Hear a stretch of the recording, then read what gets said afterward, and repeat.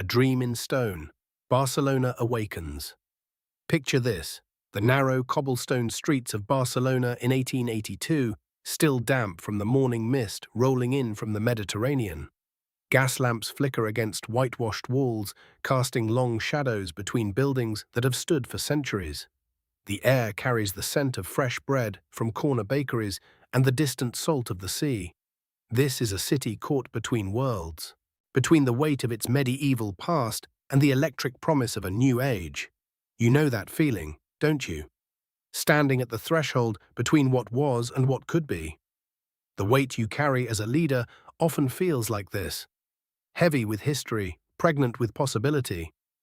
Tonight, as your mind finally begins to release its grip on tomorrow's uncertainties, let me take you to a place where one man's impossible dream became stone and light. In the heart of Barcelona's Example district, on a plot of land that locals simply called the Meadow, something extraordinary was about to begin. Not the grand vision you might imagine, not yet, but something far more humble, far more human. The year is 1882, and Barcelona pulses with creative energy. The city has torn down its ancient walls, expanding beyond the cramped quarters of the Gothic Quarter into broad avenues and planned neighborhoods. Everywhere you look, architects and artists are pushing boundaries, creating what will become known as modernism, Catalonia's answer to Art Nouveau. It's a movement that says beauty shouldn't be confined to palaces and cathedrals. Beauty belongs in the everyday. Beauty is a necessity, not a luxury. In this atmosphere of artistic rebellion, a modest project begins. The Association of Devotees of St. Joseph, a conservative Catholic organization, has purchased that plot of land in the Example. Their dream, a simple expiatory church, a place of atonement built entirely through donations, free from the influence of wealthy patrons or government funding. They want something pure, something honest. The commission goes to Francisco de Paula del Villar y Lozano, a respected architect known for his adherence to the Gothic revival style. Villar is methodical, traditional, exactly what the association believes they need. He envisions a conventional neo-Gothic church, complete with pointed arches and flying buttresses, faithful to the architectural language that has defined sacred spaces for centuries. On March 19, 1882, the feast day of St. Joseph, the cornerstone is laid. The Bishop of Barcelona himself performs the ceremony, blessing the foundation stone with holy water as a small crowd gathers in the morning sun. It's a quiet beginning, unremarkable in many ways, just another church in a city that already has dozens. But beneath the surface, tensions are already brewing. You see, Villar has an assistant working on the project. A young man of 30, relatively unknown in architectural circles, with wild ideas and an even wilder imagination. His name is Antoni Gaudí y Corner, and he sees the world differently than most. Where others see straight lines, Gaudí sees curves. Where others follow rules, Gaudí follows nature. Where others build for today, Gaudí builds for eternity. Gaudí was born in 1852 in the small town of Reus, about an hour south of Barcelona. His father was a coppersmith, a man who worked with his hands to shape metal into useful forms. From childhood, young Antoni watched his father bend and mold copper, learning that materials have their own language, their own desires. You don't force metal into submission, you coax it, work with its natural properties, find the harmony between your vision and its reality. This lesson, this understanding of working with rather than against the natural world, would shape everything Gaudí would create. As a student at the Barcelona School of Architecture, Gaudí was brilliant but unconventional. His professors weren't quite sure what to make of him. One famously remarked upon his graduation, "We have given this academic title either to a fool or a genius. Time will tell." His grades were mediocre, but his imagination was boundless. While his classmates copied classical forms, Gaudí studied the geometry of flowers, the structural principles of trees, the way light played across water. By 1882, he had completed several projects around Barcelona, a series of street lamps for the Plaça Real, a pharmacy that looked more like a jewel box than a shop, and most notably, Casa Vicens, a private residence that announced to the world that something new was stirring in Catalan architecture. But he was still relatively unknown. still finding his voice. Working under Villar on the Sagrada Familia project, Gaudí begins to see possibilities that his mentor cannot or will not entertain. The young architect looks at the conventional Gothic plans and sees missed opportunities. He imagines soaring towers that don't just reach toward heaven, but seem to grow from the earth like stone trees. He envisions facades that tell stories not through flat reliefs, but through sculpture that breathes with life. Most importantly, he begins to understand that this church, this simple expiatory temple, could become something unprecedented. Not just a place of worship, but a symphony in stone, a prayer made visible, a bridge between the earthly and the divine. The breaking point comes in late 1882, less than a year after construction has begun. The exact details vary depending on who tells the story, but the essence remains the same. Villar and the project's promoter, Joan Martorell, disagree about fundamental aspects of the design. Some say it's about money, the cost of the stone cladding for the crypt. Others suggest it's about artistic control, about who has the final say in how the vision unfolds. What matters is this: Villar resigns from the project, taking his conventional Gothic dreams with him. The association of devotees finds itself in a precarious position. Construction has barely begun, funds are limited, and now they have no architect. They need someone who can step in immediately, someone who understands the project, someone who won't demand expensive changes to what's already been built. Martorell, who has been watching Gaudí's unconventional genius unfold, makes a recommendation that will change architectural history. He suggests they offer the commission to his young protégé. The association, perhaps more out of necessity than vision, agrees. On November 3, 1883, at the age of 31, Antoni Gaudí becomes the principal architect of the Sagrada Familia. He accepts the position with a humility that might surprise those who know only his reputation for uncompromising artistic vision. Gaudí understands the weight he's accepting, not just the technical challenge of completing a complex building, but the spiritual responsibility of creating a space where people will come to find solace, to seek meaning, to wrestle with the great questions that keep us awake at night. Standing in that muddy construction site, looking at the partially completed crypt and the conventional Gothic plans spread before him, Gaudí makes a decision that will define the rest of his life. He will not simply finish Villar's church, he will transform it into something the world has never seen. But he will do it slowly, carefully, with the patience of someone who understands that the greatest works are not rushed into existence, but allowed to unfold like flowers in their proper season. In those early days, few could have imagined what Gaudí was envisioning.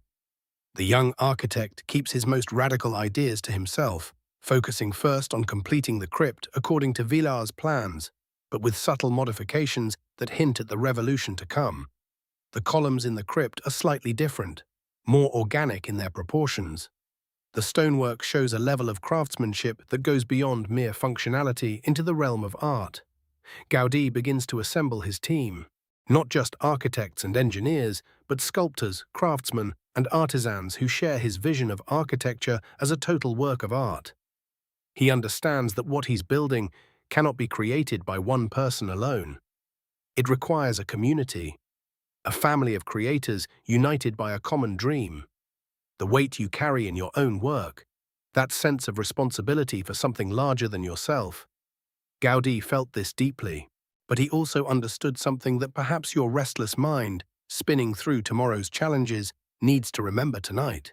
The greatest achievements are not born from frantic urgency, but from patient persistence. From showing up day after day, stone by stone, decision by decision, with faith that the vision will eventually reveal itself. As 1883 draws to a close, Barcelona continues its transformation around the construction site. The city grows more prosperous, more confident, more willing to embrace the new while honoring the old. And in a corner of the Eixample district, a young architect begins to dream in stone. The Sagrada Familia at this moment is nothing more than a crypt, some foundation walls, and an enormous leap of faith. But in Gaudí's mind, it's already complete. He can see the towers rising like prayers made manifest. He can envision the facades telling the story of Christ's birth, passion, and resurrection through sculpture that seems to breathe with divine life. He can imagine the interior as a forest of stone columns, with light filtering through stained glass like sunlight through leaves. Most remarkably, he can see something that won't become apparent for decades, that this building will outlive him, that it will become not just his masterpiece, but Barcelona's gift to the world. A testament to what's possible when vision meets patience, when individual genius serves something greater than itself. Tonight, as your own vision takes shape in the quiet hours between wake and sleep, remember this moment of beginning. Remember that every great work starts not with certainty, but with the courage to take the next step into the unknown. The story of the Sagrada Familia is just beginning, and like all the best stories, like the enterprise you're building, the team you're leading, the future you're creating, it will unfold in ways that no one, not even its creator, can fully imagine. Hannah, the architect's vision, Gaudí's unique style. Gaudí understood something that perhaps you, in your own work, have discovered as well. That true innovation doesn't come from rejecting everything that came before, but from taking the best of tradition and allowing it to grow into something entirely new. In those early years of the 1880s, as Barcelona hummed with industrial energy and artistic ferment, Gaudí began to develop what would become his signature approach. He had studied the great Gothic cathedrals, those soaring monuments to human aspiration that reached toward heaven with pointed arches and flying buttresses. But where others saw rigid geometry, Gaudí saw the skeleton of something more organic, more alive. "My master is the tree," he would often say, and in this simple statement lay the foundation of everything he would create. Walk through any forest, he reasoned, and you'll see that nature builds with curves, not straight lines. Tree trunks branch and divide, supporting enormous weight through elegant distribution rather than brute force. Leaves spiral in mathematical patterns that maximize light while minimizing material. Flowers bloom in forms that are both functional and beautiful, each petal serving a purpose while contributing to a greater harmony. This was the language Gaudí wanted to speak in stone. As he worked on his early commissions around Barcelona, the Casa Vicens with its Moorish influences, the whimsical Park Güell with its mosaic dragons and undulating benches, Gaudí was developing what we might call his architectural vocabulary. Each project was an experiment, a chance to push further into this fusion of the natural and the divine. But it was at the Sagrada Familia that all these explorations would find their ultimate expression. Here, freed from the constraints of a more conservative client, Gaudí could let his imagination run toward its natural conclusion. The weight you carry as a leader, that constant balance between vision and practicality, between what could be and what must be. Gaudí carried this too, but he had learned to trust in the process of gradual revelation. The Nativity facade. This would be his first great statement, his proof of concept for everything the basilica could become. While most Gothic facades told their stories through flat relief carvings, Gaudí envisioned something that seemed to grow from the earth itself. Stone would flow like water, twist like vines, burst into bloom like flowers, frozen at the moment of their greatest beauty. Picture him in his workshop, surrounded by sketches and models, plaster casts of plants and animals, photographs of cloud formations and crystal structures. This wasn't the sterile office of a traditional architect. This was the laboratory of someone trying to decode the very grammar of creation itself. He would bring live animals into the workshop, chickens, donkeys, even a newborn baby, studying how light played across their forms, how weight distributed through their bodies, how movement created grace. His assistants learned to work not just with traditional architectural drawings, but with organic models that captured the essence of life itself. The first stones of the Nativity facade began to rise in the 1890s, and even in its earliest stages, visitors could see that something unprecedented was taking shape. Where other churches presented stern faces to the world, all vertical lines and geometric precision, Gaudí's facade seemed to breathe. Stone seemed to soften into flesh. Architectural elements transformed into botanical forms. The three great portals, faith, hope, and charity, each would tell part of the Christmas story, but not as flat narrative relief. Instead, the stone itself would become the stable, the cave, the forest clearing where the Holy Family found shelter. Columns would twist upward like tree trunks, their capitals blooming into stone foliage. Doorways would be framed not by geometric moldings, but by cascades of carved fruit and flowers, each one studied from life, each one positioned with the precision of a master gardener. But perhaps the most revolutionary aspect of Gaudí's approach was how he thought about light. Gothic architects had learned to pierce their walls with enormous windows, filling their interiors with colored radiance. Gaudí took this principle and pushed it towards something even more organic. He began to design not just windows, but an entire system of illumination that would change throughout the day, throughout the seasons, creating an interior atmosphere that lived and breathed with natural rhythm. The challenges were immense. How do you calculate the structural loads for a column that spirals like a seashell? How do you cut stone into forms that have never existed before? How do you train craftsmen to work in a visual language that has no precedent? Gaudí's solution was characteristically patient and methodical. He developed new techniques for creating three-dimensional models, using weighted strings to find the optimal curves for his arches, building elaborate plaster mock-ups that could be tested and refined before a single stone was cut. His workshop became a kind of medieval guild, updated for the modern age, where traditional stone carving skills merged with innovative engineering solutions. The work progressed slowly, necessarily slowly. Each carved element required not just technical skill, but artistic interpretation. Gaudí would often work directly with his craftsmen, adjusting a curve here, refining a detail there, ensuring that every element served both the structural needs of the building and the spiritual needs of its ultimate purpose. There's something profound in this approach that speaks to the nature of any great endeavor. In our age of rapid iteration and quick pivots, Gaudí's method reminds us that some things simply cannot be rushed. The deepest innovations, the most transformative creations require what we might call patient urgency, the ability to work with focused intensity while accepting that true excellence unfolds on its own timeline. As the 1890s progressed into the new century, the Nativity facade began to reveal its full character. Visitors would stand before it in wonder, trying to understand what they were seeing. Was it architecture or sculpture? Was it Gothic or something entirely new? Was it the work of a master craftsman or a kind of controlled madness? The answer, of course, was yes to all of these questions. Gaudí had succeeded in creating something that transcended traditional categories, just as the most successful leaders often find themselves building organizations that don't fit neatly into existing frameworks. The stone figures of the Holy Family seemed to emerge from their architectural setting as naturally as flowers from a garden. Angels appeared to dance among the carved foliage, their robes flowing with a movement that seemed to continue even in stillness. The Star of Bethlehem blazed in sculpted glory above the central portal, surrounded by a symphony of architectural elements that seemed to sing in visual harmony. But Gaudí knew that the Nativity facade was just the beginning. As magnificent as it was becoming, it represented only one movement in a much larger symphony. The Passion facade would tell the story of Christ's suffering and death in an entirely different visual language, stark, angular, emotionally raw. The Glory facade would celebrate resurrection and eternal life with forms that pushed even beyond what he was achieving here.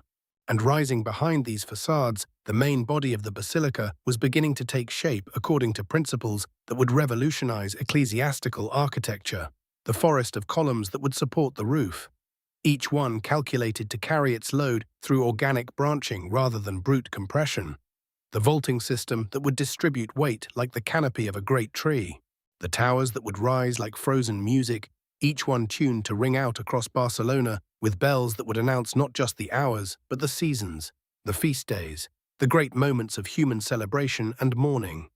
This was the vision that sustained Gaudí through the patient years of building, through the inevitable setbacks and financial constraints, through the moments when the sheer audacity of what he was attempting must have seemed overwhelming. He understood, as perhaps you understand in your own work, that great visions are not achieved through single moments of inspiration, but through the accumulation of countless small decisions, each one made with care, each one building towards something larger than its individual significance.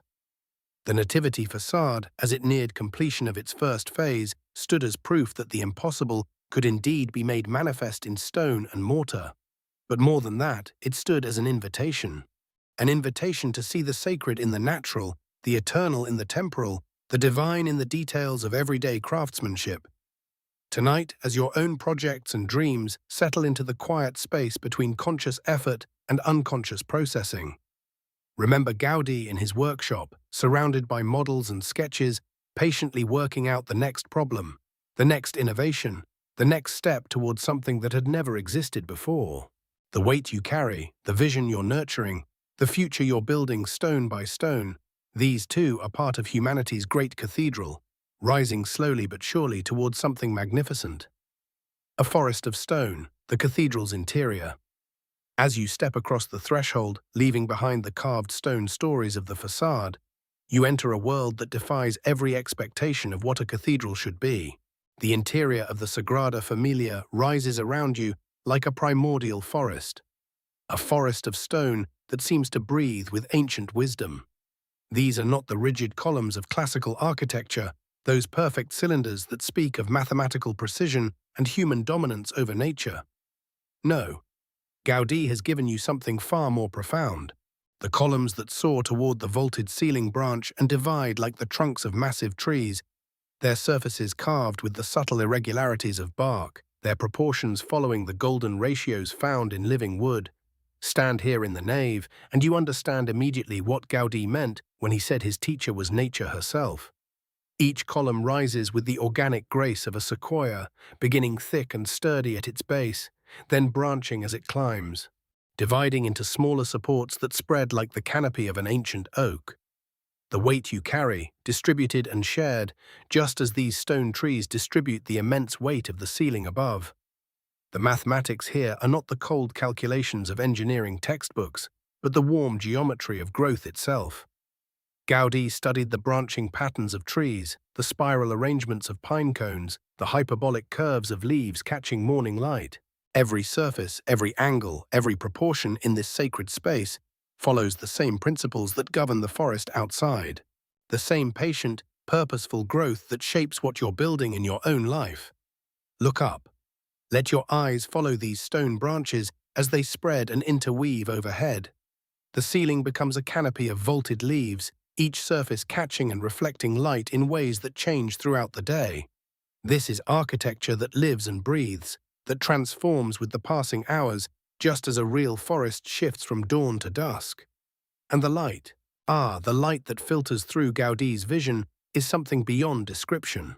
Where traditional cathedrals might have clear glass or simple colored panels, here the windows become a symphony of color that would make the forests of autumn weep with envy. The eastern windows, those that greet the morning sun, glow with the cool blues and greens of deep water, of shadowed groves, of that perfect moment just after dawn when the world holds its breath. As the sun travels its ancient path across the Barcelona sky, these blues and greens give way to warmer hues on the western side. Here the afternoon light streams through glass of amber and gold, of deep orange and crimson. The colors of sunset, of harvest, of the moment when day surrenders to evening and the weight you carry begins to ease. Watch how this light moves across the stone forest floor, how it paints the branching columns with ever-changing patterns of color and shadow. A shaft of blue light might illuminate one pillar while its neighbor glows with golden fire. The interplay is never static, never predictable, always surprising, always beautiful. This was Gaudí's genius, to understand that a cathedral is not merely a building, but a living thing that changes with time, with season, with the quality of light that bathes it. Just as your vision, what you're building day by day, reveals new facets of itself as circumstances change, as challenges arise, as opportunities present themselves in ways you never anticipated. By the 1890s, as work progressed on the interior, Gaudí had attracted the attention of influential figures throughout Barcelona and beyond. Among them was Bishop Joan Martí i Alsina, a man who understood that true faith required not just devotion, but courage. The courage to support something unprecedented, something that challenged every assumption about what sacred architecture should be. Bishop Martí i Alsina first visited the construction site on a morning much like any other, when the Mediterranean light was streaming through the half-finished windows and the stone forest was beginning to reveal its true character. He walked among the columns as you might walk among the pillars of a great cathedral forest. his footsteps echoing softly in the vast space. What he saw there moved him profoundly. This was not the cold grandeur of traditional ecclesiastical architecture with its emphasis on human smallness before divine majesty. Instead, Gaudí had created something that invited contemplation, that drew the visitor into communion with both the divine and the natural world. The bishop understood immediately that this building would not merely house worship, it would inspire it. "Señor Gaudí," he said, his voice carrying easily in the acoustic perfection of the space, "you have given us not just a church, but a vision of paradise itself. And indeed, standing here in this forest of stone, you begin to understand what paradise might feel like. Not the sterile perfection of classical heaven, but something warmer, more alive, a place where the boundary between the sacred and the natural dissolves entirely, where the weight you carry becomes not a burden, but part of the great architectural symphony that connects all living things." The bishop's support proved crucial during the challenging years that followed. There were always skeptics, always voices questioning whether resources should be devoted to something so unconventional, so ambitious, so utterly without precedent. But Bishop Martí y Alsina understood what every true leader learns eventually, that the most important work is often the work that cannot be easily explained, cannot be reduced to simple metrics, cannot be rushed to completion. He would often return to walk among the stone trees, sometimes alone in the early morning hours when the light was soft and the city still quiet. These were his moments of reflection, of connection with something larger than the immediate concerns of his office. The weight he carried, the responsibility for his flock, the decisions that affected thousands of lives, the delicate balance between tradition and progress. All of this found its proper perspective here among Gaudí's branching columns. As the interior took shape throughout the 1890s, visitors began to arrive from across Europe and beyond. They came expecting to see another Gothic revival, another attempt to recapture the architectural glories of the medieval past. Instead, they found themselves in a space that seemed to point toward the future, toward a way of building that honored both human craftsmanship and natural wisdom. The acoustics alone were revolutionary. Traditional cathedral design often created echoes that could muddle speech and music. But Gaudí's organic curves and surfaces created something extraordinary, a space where every word carried clearly, where music seemed to emerge not from specific instruments, but from the very stones themselves. The building had become a musical instrument, tuned to the frequencies of human voice and spirit. Stand here now, in this forest of stone, and listen to the quality of silence. It's not the dead silence of empty rooms, but the living quiet of deep woods, the kind of silence that holds space for reflection, for the settling of busy thoughts, for the gradual release of the day's accumulated tensions. This is what Gaudí understood that so many architects miss, that buildings are not just shelters or symbols, but environments that shape the human experience. Every curve, every surface, every play of light and shadow contributes to a feeling, a sense of being held, of being part of something larger and more enduring than the immediate concerns that fill our waking hours. The weight you carry, it doesn't disappear in a place like this, but it transforms. It becomes part of the great load that these stone trees bear so gracefully, part of the ancient human project of creating beauty that will outlast our individual struggles and triumphs. What you're building, day by patient day, becomes part of this same eternal architecture, this slow, careful construction of meaning and purpose that connects each generation to the next. As afternoon light filters through the amber windows, casting warm patterns across the forest floor, you begin to understand why this place has drawn pilgrims and visitors for more than a century. It offers something that our busy, urgent world often lacks: the experience of time moving at its proper pace, of work proceeding with the unhurried confidence of natural growth.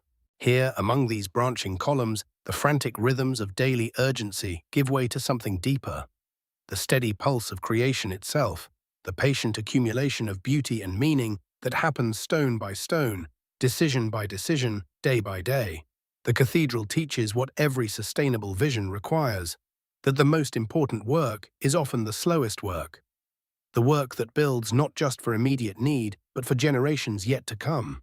The forest of stone rises around you, each column a testament to the power of patient vision, Each branching surface a reminder that true strength comes not from rigid resistance, but from flexible adaptation to the forces that shape us. This is Gaudí's gift, not just a building, but a meditation in stone on how to carry weight gracefully, how to reach toward light while remaining rooted in solid ground. Hands of stone, the artisan's dedication. Behind every great vision stands an army of hands, skilled hands that transform dreams into reality, patient hands that work with quiet devotion day after day, year after year. As you lie there now, perhaps your mind turns to those who help you build what you're building, the people whose dedication makes your vision possible. In the workshops surrounding the Sagrada Familia, a different kind of magic unfolds. Here, away from the soaring columns and filtered light, craftsmen bend over their work with the focused intensity that only comes from true mastery. The sound of chisel against stone creates its own rhythm. Tap, tap, pause, tap, tap, pause. A meditation in metal and marble. Joan Matamala arrives each morning before dawn, his weathered hands already reaching for his tools before his eyes have fully adjusted to the workshop's dim light. For over 3 decades, he has been Gaudí's chief sculptor, the man who translates architectural dreams into carved reality. His fingers know stone the way a musician knows their instrument, sensing where it wants to break, where it will hold, where beauty lies hidden beneath the surface. Today, like every day, Matamala begins with the plaster models. These aren't mere sketches or plans. They are Gaudí's revolutionary method of design, 3-dimensional poems that capture not just shape but intention. Each model hangs from strings, weighted with small bags of lead shot, creating what Gaudí calls his funicular polygon, a way of understanding how forces flow through stone as naturally as water flows downhill. The weight of these models, it mirrors something you understand, doesn't it? The way responsibility hangs from every decision you make, how each choice carries consequences that ripple outward through everything you're building. Gaudí's models teach his artisans to see structure not as rigid engineering, but as living balance. Forces in conversation rather than opposition. Matamala lifts one of the models, feeling its weight distribute through the strings. This particular piece will become part of the Passion facade, that stark, angular counterpoint to the organic curves of the Nativity. Where the Nativity celebrates birth and hope, the Passion will confront suffering and sacrifice. But that work lies years in the future. For now there is only this moment, this model, this careful translation from vision to form. His apprentice, young Carles Mani, watches with the intensity of someone who knows he is witnessing something extraordinary. Mani has been here for 2 years now, learning not just technique but philosophy. Under Gaudí's guidance, these men don't simply carve stone. They engage in a kind of spiritual archaeology, uncovering the forms that nature herself would create, given infinite time and perfect conditions. See how the light catches here, Matamala murmurs, turning the model slightly. The master wants us to understand that stone can breathe, that shadows are as important as the surfaces that cast them. His voice carries the quiet authority of someone who has spent decades learning to see with an architect's eyes while working with a sculptor's hands. In the adjacent workshop, the Rigault brothers tend their furnaces with the devotion of ancient priests. Josep and Pellegrí Rigault are master glaziers, inheritors of a family tradition that stretches back generations. Their task, to create the windows that will transform Gaudí's forest of stone into a cathedral of light. The process begins with fire, always fire. Glass emerges from flame the way insight emerges from struggle, transformed by heat into something both fragile and eternal. Josep feeds colored glass into the furnace, watching as centuries-old techniques merge with Gaudí's revolutionary vision. These windows won't simply let in light. They will orchestrate it, conducting symphonies of color that change with every passing hour. Each piece must sing with its neighbors, Pellegrí explains to his young assistant, holding up a fragment of deep blue glass. The master doesn't want decoration, he wants transformation. When someone enters this space, they should feel they've stepped inside a living jewel. The blue glass catches the workshop's lamplight, throwing sapphire reflections across the workbench. In that scattered light, you might recognize something familiar. The way small moments of beauty sustain us through long periods of difficult work. the way a single insight can illuminate weeks of struggle, the way patience itself becomes a kind of prayer. As autumn deepens into winter, the workshops maintain their steady rhythm. Outside, Barcelona changes with the seasons. Political tensions rise and fall, fashions shift. The modern world accelerates toward the new century. But inside these sacred spaces of creation, time moves differently. Here, months are measured in millimeters of progress, years in the completion of single elements. Francisco Berenguer works by lamplight, his architect's training focused now on solving the countless small problems that arise when vision meets reality. As Gaudí's chief assistant, Berenguer serves as translator between the master's soaring imagination and the practical needs of craftsmen. His notebooks fill with sketches and calculations, the quiet mathematics of making dreams stand upright. Tonight he's working on the junction where two spiraling columns meet the vaulted ceiling. On paper, the geometry is elegant, but stone doesn't always cooperate with mathematical ideals. Each piece must be carved to fit not just its intended position, but the slight variations that accumulate through hundreds of previous pieces. It's a puzzle that would challenge the most sophisticated modern computers, yet Berenguer solves it with compass, straight edge, and the patient application of geometric principles. His lamp flickers slightly, casting dancing shadows across his drawings. In those shifting patterns of light and dark, you might see reflected your own late-night sessions. The way important work often happens in the quiet hours when the world sleeps, when distraction falls away and focus becomes a form of devotion.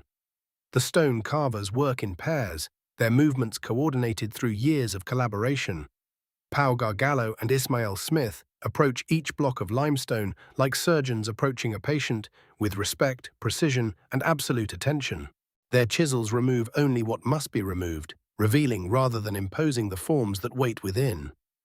Stone remembers everything, Gargallo says, running his palm across a freshly carved surface.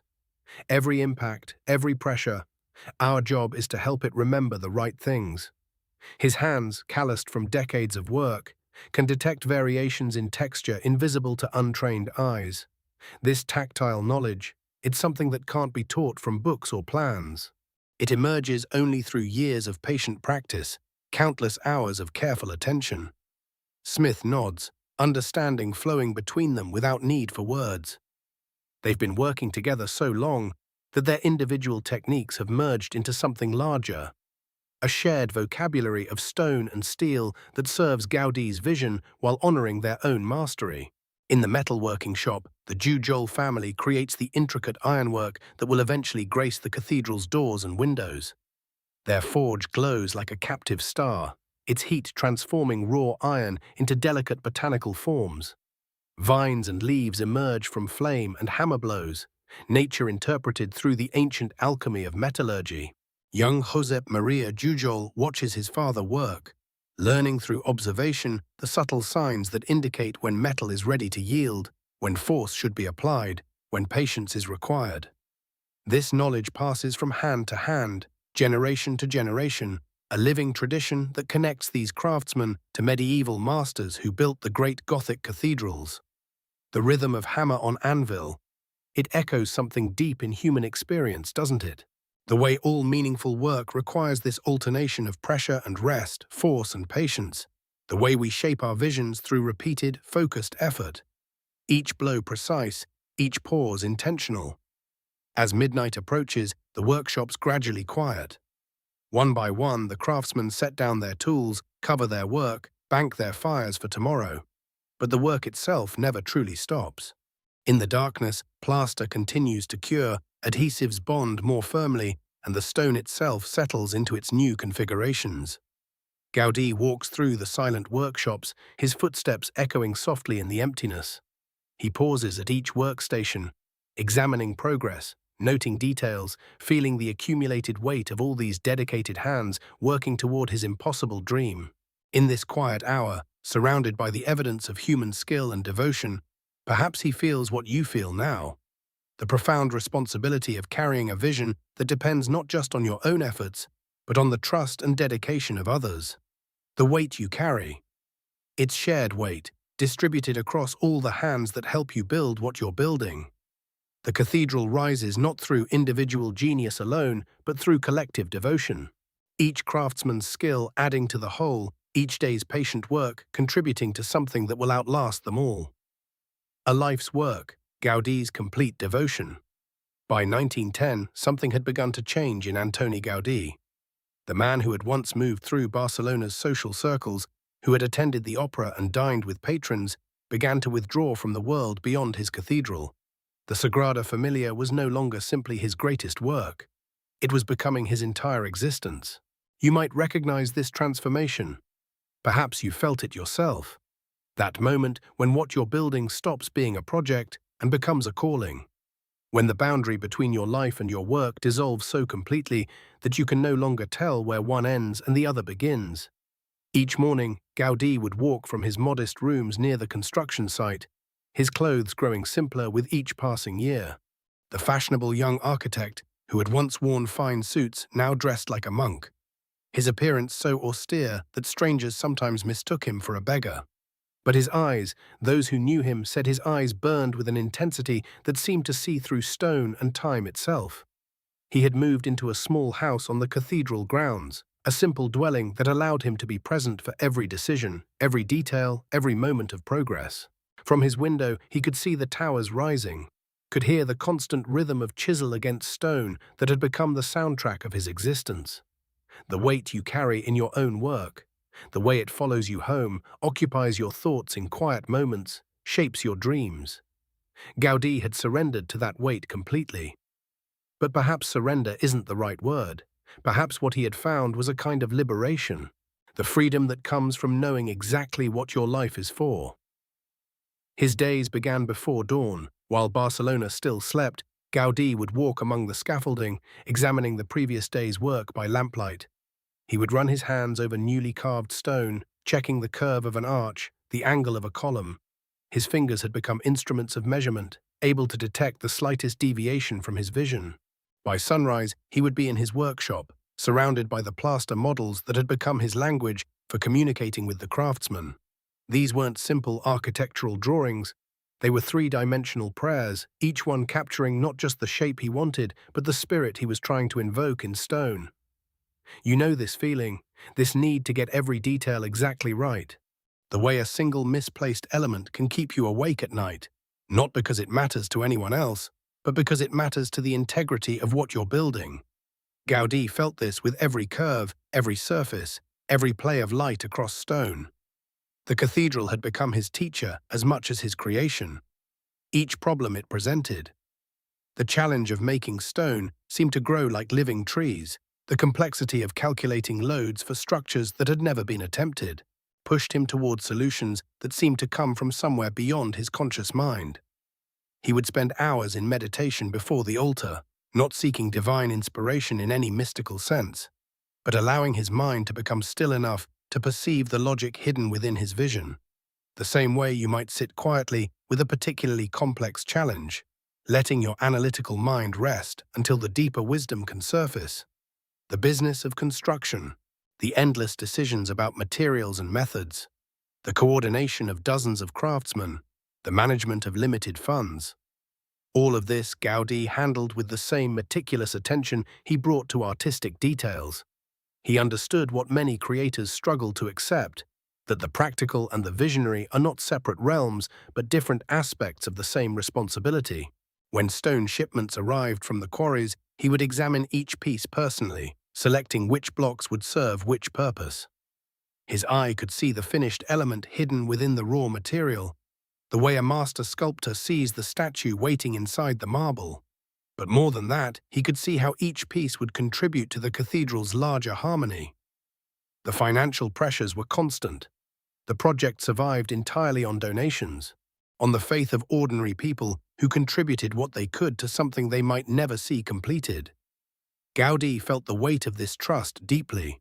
Every peseta spent had to serve the vision, had to justify the sacrifice of families who gave from their modest means to support this impossible dream.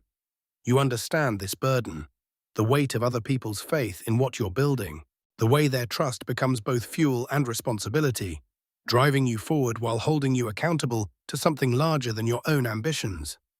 As the years passed, Gaudí's world contracted further. He stopped attending social gatherings entirely, declined commissions for other projects, even avoided conversations that didn't relate directly to the cathedral. Some called it obsession, but those closest to him saw something different, a kind of purification, a stripping away of everything non-essential. His meals became simple, often forgotten entirely when he was deep in creative work. His possessions dwindled to the bare necessities. But his focus, his clarity of purpose, seemed to grow stronger with each sacrifice. As if by releasing his grip on everything else, he could hold more tightly to what truly mattered. The craftsman noticed the change in him. Where once he had been demanding but approachable, now he seemed to exist in a realm slightly apart from ordinary concerns. Not distant, but concentrated in a way that made every word, every gesture, carry unusual weight. When he spoke about the work, it was with the authority of someone who had given his life completely to understanding it. There were moments, quiet afternoons, when the construction noise died down and golden light slanted through the unfinished windows, when Gaudí would stand in the nave and seem to see not just what was there, but what was coming. The completed cathedral existed so completely in his mind that he could walk through spaces that existed only as blueprints and models. This is the paradox of complete dedication, the way total commitment to something outside yourself can become the deepest expression of who you are. Gaudí had not lost himself in the cathedral. He had found himself there. Every stone placed according to his vision was a word in the autobiography he was writing in 3 dimensions. The isolation was not loneliness. How could it be lonely to spend your days in conversation with the most profound questions? How to make stone sing, how to capture the movement of wind in static form, how to create spaces that would inspire wonder in people not yet born. The cathedral had become his companion, his teacher, his life's great dialogue partner. By 1920, Gaudí was 73 years old, but his energy for the work remained undiminished. If anything, the approaching end of his own life seemed to intensify his focus on what would continue after him. He began working more urgently on the detailed models and instructions that would guide future generations of builders. He knew, as you perhaps know about your own work, that what he was building would outlast him. The question was not whether he would see it completed, but whether he could establish its trajectory so clearly that others could continue the journey. This is the ultimate test of vision, not just conceiving something great, but embedding it so deeply in the world that it can survive the loss of its creator. The cathedral had taught him patience, but it had also taught him urgency. Every day was an opportunity to solve another problem, to refine another detail, to move one step closer to the impossible becoming inevitable. The weight you carry in your own work. Gaudí had learned to carry his with a kind of serene intensity, the way a pilgrim carries a sacred burden, not as suffering, but as privilege. In the evening light, walking among the towers that now rose high above Barcelona's rooftops, Gaudí could see his life's work taking shape. Not just the physical structure, but the community of craftsmen who had learned to think in his visual language. The donors whose faith had sustained the project, the visitors who came daily to witness something unprecedented taking form. He had become, without seeking it, the guardian of a vision that belonged now to more than just himself. The cathedral was growing beyond his personal creation into something that carried the hopes and dreams of everyone who had touched it. This transformation, from individual vision to collective inheritance, marked not the end of his role, but its deepest fulfillment. An unfinished symphony, legacy and remembrance. The years passed like seasons through the cathedral's rising walls, and Gaudí, now in his 70s, moved through his creation with the careful steps of someone who had given everything to a single magnificent obsession. Each morning found him walking the same familiar path from his modest quarters to the construction site, a ritual that had become as natural as breathing, as essential as prayer. On the 10th of June, 1926, the city of Barcelona hummed with its usual energy. Trams clanged along the broad avenues, merchants called their wares, and the Mediterranean sun cast long shadows through the streets that Gaudí had walked for more than 4 decades. He was making his way to evening prayers at the church of Sant Felip Neri, as was his custom, his mind perhaps dwelling on the latest challenges with the cathedral's construction, or simply resting in the quiet contemplation that had become his constant companion. The tram struck him at the intersection of Gran Via and Bailen. In an instant, the architect who had spent his life calculating the precise angles of stone arches, who understood better than anyone the delicate balance between weight and support, found himself broken on the cobblestones of his beloved city. Dressed in his characteristic worn clothes, carrying no identification, the man who had created some of the world's most recognizable architecture was mistaken for a vagrant. He lay in the public ward of the Hospital della Santa Croce, receiving only the most basic care. While across the city, his absence from the cathedral site began to cause concern among the craftsmen who had worked beside him for decades. When they finally found him, when they understood what had happened, all of Barcelona seemed to pause. The news spread through the narrow streets of the Gothic quarter, through the workshops where his models were carefully preserved, through the offices of patrons who had supported his vision. The man who had become synonymous with the city's architectural soul was dying. For 3 days, he lingered between worlds. Perhaps in those final hours, his mind wandered through the stone forests he had created, past the intricate facades that told their eternal stories, up through the soaring spaces where light transformed throughout each day. The cathedral he would never see completed continued its patient rise just a few miles away. On the 13th of June, Antoni Gaudí drew his last breath. The funeral procession that followed was unlike anything Barcelona had ever witnessed. Thousands lined the streets. Not just architects and artists, not just the wealthy patrons who had funded his work, but ordinary citizens who had watched the Sagrada Familia grow year by year, who had come to understand that something unprecedented was taking shape in their city. They buried him in the crypt of his unfinished cathedral, beneath the very stones that had consumed his life. There, surrounded by the foundations of his greatest work, the master rested while above him. The construction continued. Guided now by the detailed models and drawings he had left behind, carried forward by the craftsmen who had absorbed his vision through decades of patient collaboration. The cathedral became, in those years following his death, both monument and mystery. The work continued, but slowly, dependent now on interpretation of Gaudí's intentions rather than his direct guidance. Each decision required careful study of his models, thoughtful consideration of his methods, a kind of architectural archaeology that sought to understand not just what he had planned, but how he had thought. Then came the summer of 1936, and with it the Spanish Civil War. On a July evening, as political tensions that had been building for years finally erupted into violence, a group of anarchists entered the Sagrada Familia. They were not interested in the beauty of the stone carvings or the revolutionary engineering of the columns.